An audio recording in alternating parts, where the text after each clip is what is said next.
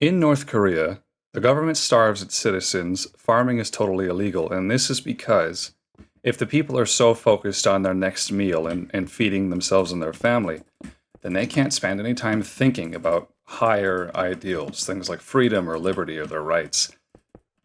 In India, today and in ancient times, plus its surrounding regions, the yogis will starve themselves to achieve clarity of thought. Fasting is actually a pretty general religious activity. I'm starving. I'm very hungry.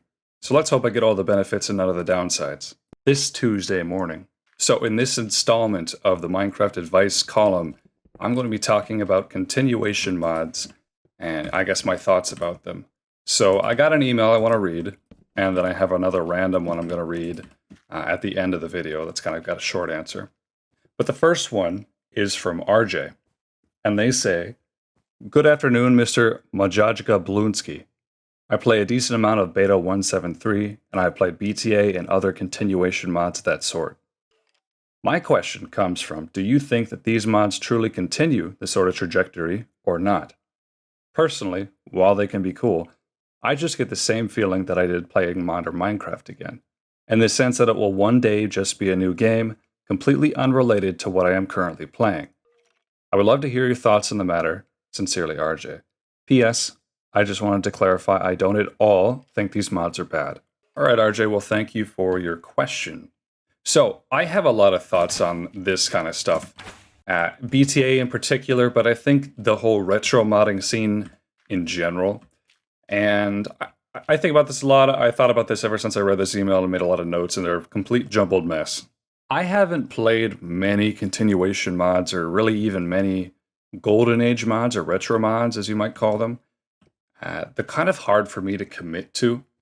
They always have been. The most I've ever committed to a modded world was BTA. I mean, you could argue that this alpha world is modded, but it's only lightly modded for some fixes that I enjoy.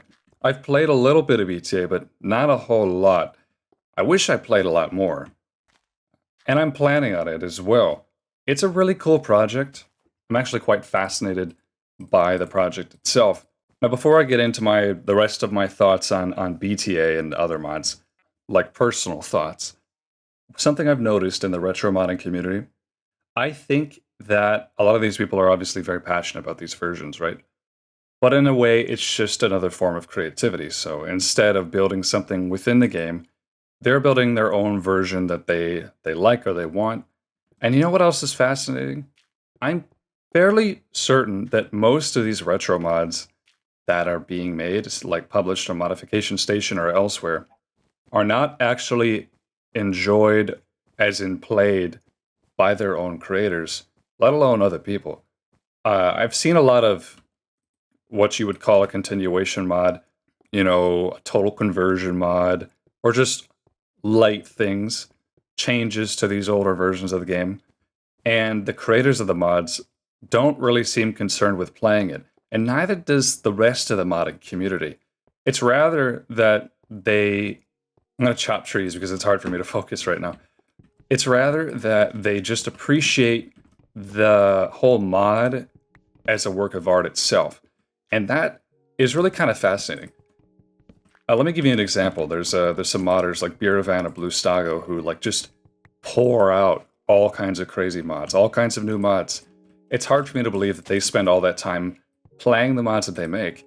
I'm sure they do some, but overall, I think a lot of the enjoyment of retro modding for most retro modders comes from the act of modding itself and not playing the mods that they made.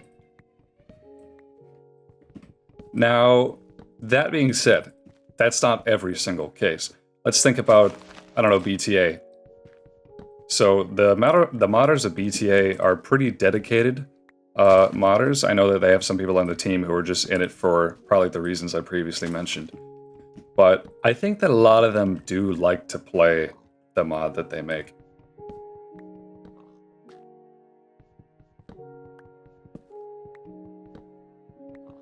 There are a lot of versions, custom versions of this game, the old game, whatever, and I'm sure a lot of them have 0 players. So I think that's some evidence for what I'm talking about. There is this one guy in particular, and if you you know, if you frequent Minecraft forums or the Golden Age subreddit, you would recognize him. His name is TheMasterCaver. And I'm pretty sure that he's been farmed for views by video essay YouTubers at a few points because he's just a wealth of knowledge. This guy knows literally everything about these old versions of the game. He has his own mod called the TheMasterCaver's World or the TheMasterCaver's Mod or something. And it's got all those little, you know, changes that he likes because he's obsessed with caving. I don't know if you could tell from the name alone, but the guy has spent literally, I don't know, 15 or 10 to 15 years just caving in one world, which is an incredible amount of time. And I asked him once, like, why do you do this? He says that he doesn't really care about getting the ores. It's not like he uses them. Although every ore that he collects, he puts into a spreadsheet. He just likes that the caves are the Minecraft's dungeons. He likes to find mobs and just fight them and clear the rooms and stuff. I don't know. Anyway, he's an example of someone who really wanted Minecraft to be a certain way, modded it that way, and has played it consistently for the last 10 or so years. But I don't think that's everybody.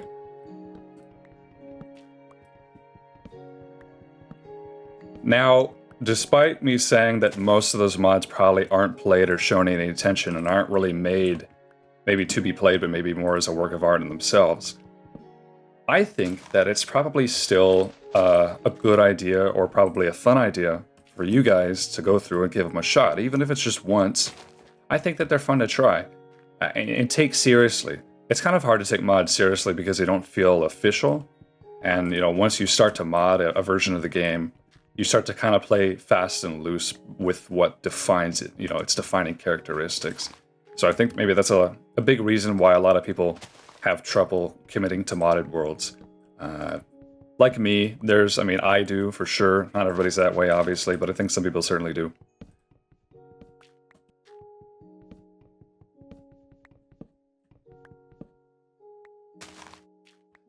I will also say that I like anything that kind of takes the narrative control from Microsoft. Maybe that's petty, but I just like it because, you know, if you think about what motivates the current development of Minecraft, you know, the modern versions, it's completely profit oriented, right? They trickle kind of features down so you cave in and you buy the data packs, which is what they really spend all their effort on. Paid mods, right? So I like anything that kind of takes the power away from them. Of course, you can't really take the power away from them because it's their game. But anything that kind of is player-oriented, or at least not profit-oriented, which the modding community, I think, by law, can't be profit-oriented. That's a win in my opinion. The only reason I ever tried BTA, I'm going to make a lot of comparisons to Better Than Adventure because it's the biggest one, I think, in this community, is because I watched Minecraft Live where they announced the trial chambers. And I had been complaining about modern Minecraft for a while at that point. I mean, a lot of people had. We had a lot of our criticisms lined up. I mean, I don't think there's anything really new to be said about it. You know, refer to my video essay if you really want to. Of course, I've said a lot of other things that aren't in that video, but I'm sure you can guess or you have your own opinions. Besides that, when I watched that, it was incredibly frustrating because I had a part of me that hoped that Mojang was listening, you know, to all the complaints, to all the griping that all its players had been doing about the game and its trajectory. I was hoping they were listening and that they would rectify some stuff. I'm like, please, don't just add a new cute mob. Don't just add a new biome. Don't just add a new RPG dungeon to make people go out and find. Like, add something interesting that the player's been asking for. Fix bugs, update the end. Do something new, refine the combat. I don't know, literally anything. But no, we got trial chambers. I don't know. Do we get camels at update? Does anybody remember that camels were added to the game? I just thought of that now. I haven't thought about them probably since I watched it, because I'm pretty sure they're completely useless. But the point obviously wasn't so people could have camels, a new useful mob. It was so we can sell plush camels and use them in our marketing. Again, I'm not gonna try to complain about modern Minecraft too much because I've already done enough of that in my life. I don't have any stone. Oh. I don't have any stone. Oh, no. Oh, I have one pickaxe. Okay. Alright, well, I'm out of here then, I guess. Alright, let's keep it going. Where was I at? I don't even remember. The point I'm trying to make is that I started playing BTA because I was so fed up with Mojang after watching that Minecraft live. Plus, it wasn't even live, by the way. They just pre-recorded it and played it as a premiere on YouTube. Anyway, I was so frustrated that I'm like, you know what? The future of this game's development should not and is not in the hands of Mojang. They are just adding stuff for marketing reasons. They're not really doing anything the players want. I mean, think about how they handled copper, right? Most recently. It's like people were complaining, copper doesn't have a use. You know, you added this ore, and there's no point in it existing. And so they heard this, and Mojang listened. Good for them. They had one ear pressed up to a stack of $100 bills, and the other ear was chopped right off.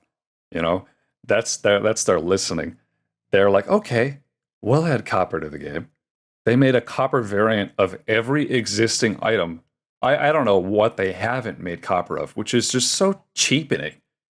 I mean, is that good game design? For goodness sakes. Can you imagine that in any other game? You probably could. I mean, but that's just ridiculous. I know that they added, like, what, the golem and the shelves and stuff, and those are, like, cool, I guess. But still, minimal effort. Not really game-changing. The shelves are cool. That's about it. That's why I like the modding scene a lot. That's why I like mods like BTA, because they have their own vision and they're executing it, and they're not motivated by profit. BTA is completely, it's volunteer, you could say. I like that. So it's also a bit of wish fulfillment. When I was younger and I was watching all these updates from Mojang that I still enjoyed, it was always a very exciting time. You were always kind of hyped up, waiting to see what they would come up with next. And nowadays, can we really say that it's like that? It's not that like that for me.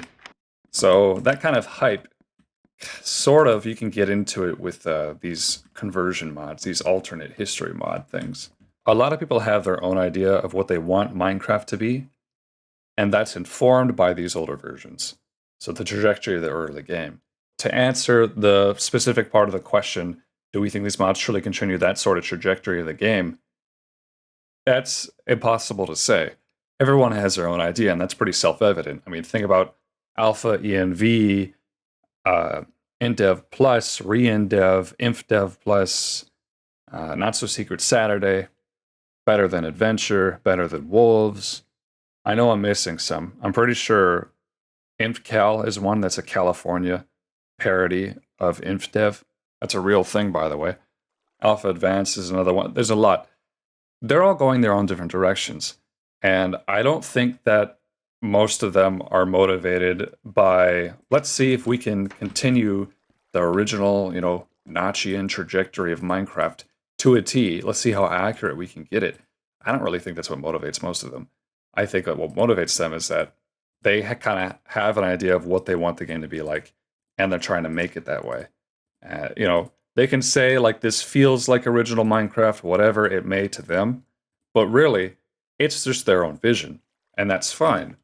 It's what they want to add, not what they think Notch wanted to add, or what they think is in the spirit of the old game. That's all completely subjective.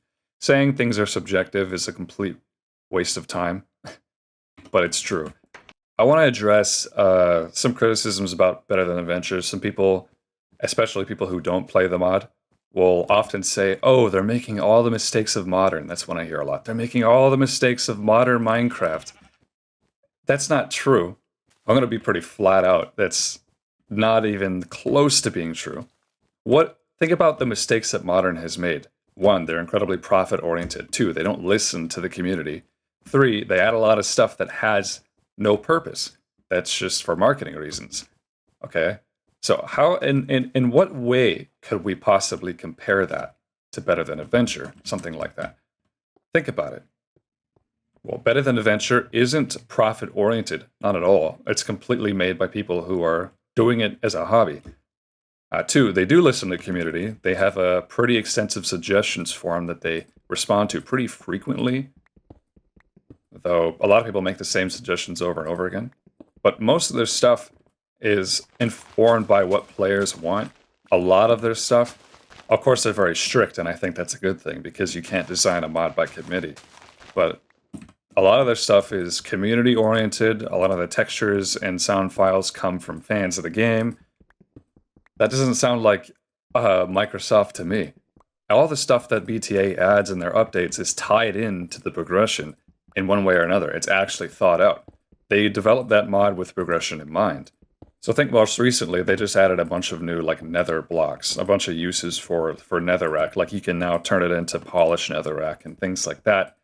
They added colored nether portals, so you could use like color code your nether portals and link them to the same colors a little bit easier. I don't remember what else they added. Some of the upcoming things. Let's think about, for one thing that's really exciting, is that they're working on a procedurally generated meal making system. So think of like, I don't know, a Breath of the Wild. They want to have meals that you can basically mix and match. So there's actually reason to make different kinds of food.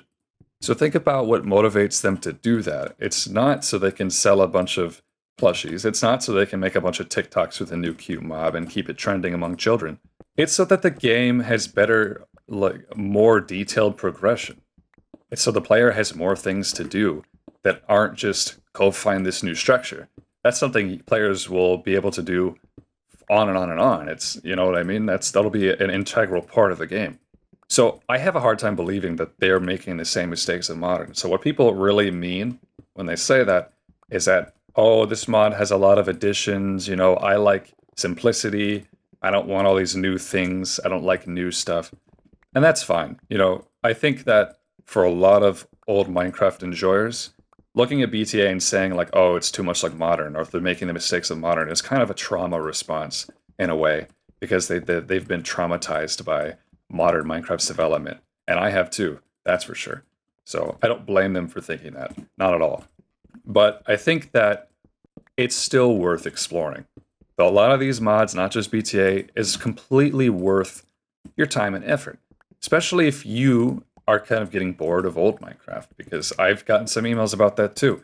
So and I'm not going to get into that too much today, but people are like, how do I stay motivated in old Minecraft? Like I switched and it restated my vigor for the game for a little bit, but then I got bored of it again. Well, try some of these modded versions. Seriously, I mean, they're pretty fascinating. BTA is such a great project. Here's one I've always wanted to try, I think, is Not So Secret Saturday. I don't know if I'll ever do that.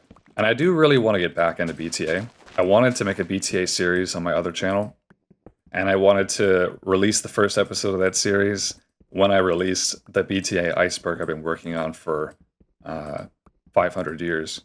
One more thing, it is also worth mentioning that the developers of Better Than Adventures say that they will have a final version of the game. Like, they have a vision, they've had a vision since they started, it's changed and waxed and waned and things like that. But basically, they have this goal for what they want the game to be. Once it reaches that, they say that they'll be done. They're just going to be done, and they'll just release probably patches until it doesn't need to be patched anymore. So I do admit that I personally have some problem accepting change in my world. So this is a point that I made in my little why I play old Minecraft video essay, but I like consistency. I like knowing and having the assurance that this world will always stay the same. You know, it's usually fun to look forward to an update, but sometimes that update will change the game progression. And you knowing that can change how you play prior to the update. So like if I heard that Alpha 1.1.2 was getting an update, for example, if I just heard for whatever reason this world was getting an update, and that update would make, I don't know, stone pickaxes 10 times as powerful, okay? Well then, I'd be like, well, why am I doing all this mining? You know, I'm essentially wasting my time. I'm wasting my time. I could be spending 10 times less the time getting the stone, right? If there's this update coming. So then, you know what I would do? It would be very demotivating. I would be like, well, what's the point in mining right now? If it's going to be a waste of time. So I would just put it aside and wait the next, you know, however many months, maybe even a year, till that update comes out. And then I'd start mining again. But then, you know, you hear what happens in the next update after that, and that affects how you play. And like, oh, well, why am I doing this? You know, I'll just wait till the update. I could think of a lot of instances in my life when I was a modern Minecraft enjoyer where that sort of thing happened. One thing that comes to mind is the height limit extension that came in 1.17. I think it was. Was it 117 or 118? I think it was 118 actually. I remember I was working on a tower, and I'm like, well, I might as well build this tower to the extended height limit that's coming in 118, because I don't want to build this tower to the current height limit, and then when the height limit gets extended, I'll have all this more room to build this tower, because then I could have just made it taller. So I ended up putting off building that tower for literally 6 months, waiting for the update to come out. I don't put anything off in this world. I only do it if I'm bored. I only put things off if I'm get sick of the world and I want to play something else. So there's something to be said for consistency in that case. I kind of feel that a little bit with BTA, because they're going to update the Nether. They're going to release a pretty big Nether update. And that's another reason I've held off making a BTA series, is like, well, I don't want to make the series and then go to the Nether and then have a barren Nether. And then the update comes out and there's all these crazy Nether biomes, but I can't really enjoy them unless I travel really far away in a Nether. I'd rather generate the new Nether in my world. I'd rather generate it in the next update. So that's some reason that I might hold off on that. I think that's a separate issue. And when BTA has their final update, you won't have to worry about that kind of thing. There's a lot of conversion mods that probably don't update too significantly, or aren't being maintained anymore, or aren't being updated anymore. They're done, where you don't have to worry about that sort of thing. I think I just went through all my notes. I've been talking for a while. I don't know if it made a lot of sense. I'm really hungry. So maybe my judgment is clouded. So thank you, RJ. Let's read another shorter email that I got from, I don't know how to say this. It's Russian. Hello, Monster. I'd like to ask you a question. Oh, I'm out of pickaxes. Hello, Monster. I'd like to ask you a question. What do you think about Farlands and people who dedicate their decades to get to them? Also, will you ever go yourself? Thanks for reading this. P.S. Teabag and honey is the best tea. Thank you, Eric. I don't know. I think that's how you say it. I'm not really sure. For the burning questions. That's really 2 questions. You cheated. You can't do that. No, I'm kidding. Well, as far as like people who are going to the Farlands, Kurt J. Mack, he's getting to the end, isn't he? I heard that. I don't know. I've never watched him. I'll be honest. I've never been invested in that. I don't know like how entertaining his series is, or if it's really just a novel thing. Like, oh, there's this guy who's been going to the Farlands for 15 years. I mean, if he finds a lot of enjoyment of that, he must. Then that's cool. But I'm not going to go to the Farlands by walking. Certainly not. I mean, that's a colossal waste of time. I don't think the process of that would be enjoyable for me, and I don't think getting to the Farlands by walking for 15 odd years would be very rewarding either. So I don't see a point. Plus, someone is already doing it. Although, there's this other guy, Raltus, who's been doing a series for like the past 3-4 years, who's also been walking. He walks 30 minutes every day. That's how much he's been doing. I don't know what his estimate is, but I think if he keeps doing it for a few more years, he'll beat Kurt J. Mack. I don't really know for sure. Anyway, I don't really have much of an opinion on it. It'll be cool when he gets there. It'll be an end of an era, I guess. Yeah, and good for him for being that dedicated. But it just doesn't seem like it's really worth it at all to me. So no, I won't go myself. As far as your postscript goes, a tea bag and honey is the best tea. Maybe that's lost in translation. Maybe he just means he likes honey with his tea. But that's pretty vague. That's very vague. I don't know. You know what I want to do? Okay? You know what I want to do? I think I would like, when I get back home to Michigan, I'd like to make a video and just show off all the tea equipment that I have. It would have nothing to do with Minecraft at all. I just show off literally every piece of tea equipment that I own. Maybe even go through all the tea that I have. I have a lot. I mean, I really have a lot. I don't know. It would be an interesting exercise because I'm sure there's stuff I've forgotten that I've had because I have so much tea and so much equipment. I don't think like many people will watch it, but I would still do it for fun. But I do agree with you, Eric, that honey is great in tea. That's something a lot of like tea puritans will be very against, Like, oh, you're supposed to enjoy the full flavor or like whatever. I don't know. Putting honey in my tea kind of helps maximize the flavor, in my opinion. I don't really care for sugar in tea. I like honey. I'm very specific about the kind of honey that I like, but overall, that's just how I like it. I feel like I've been a little bit flanderized. Like, oh, I love comfy, cozy tea time. Meh, meh, meh. Like, I'm that kind of guy. I don't know. I've liked tea for a long time before I made videos. I'm something I'm genuinely pretty passionate about and have an obsession for. Like, I'm not just like, oh, I sure do love dipping my celestial sleepy time tea into 5 pounds of milk and sugar. Like, that's perfectly valid way to enjoy tea. But it's also very casual, which is, again, that's fine. But I just want to point out that I am not a casual tea enjoyer. I am an unhealthy tea enjoyer. Like, for the past few years, I've been doing a lot of research on how people brew tea in different countries and like Asian countries. I've been learning about the art of Kung Fu. I like go explore like really deep urban Chinatown areas and get 20-year fermented tea leaves just to see if I can find it. I talk to the shopkeeper. Not only really speaks Mandarin, but the only other language that they speak is French because I'm in Quebec. I've ordered select teas, before all the tariffs that are like from very specific regions of China, usually Yunnan, that are like smoked a certain way or dried a certain way. Like I'm very specific about what I like and what I want. So, that being said, I'm very passionate about the art of it and the history of it. Before people made tea, they actually just ate the leaves. They just chewed on them. So, that's interesting to me. That's got nothing to do with the subject at hand. Besides all that, if you have questions or things you want me to discuss or talk about, please send me an email at bobfreebusautoinsurance@gmail.com. You can ask me my opinions on other things as long as they're not stupid. I'll try my best to do the questions justice, but I can't guarantee it, especially if I'm as starving as I am now. Anyway, see you in the next one.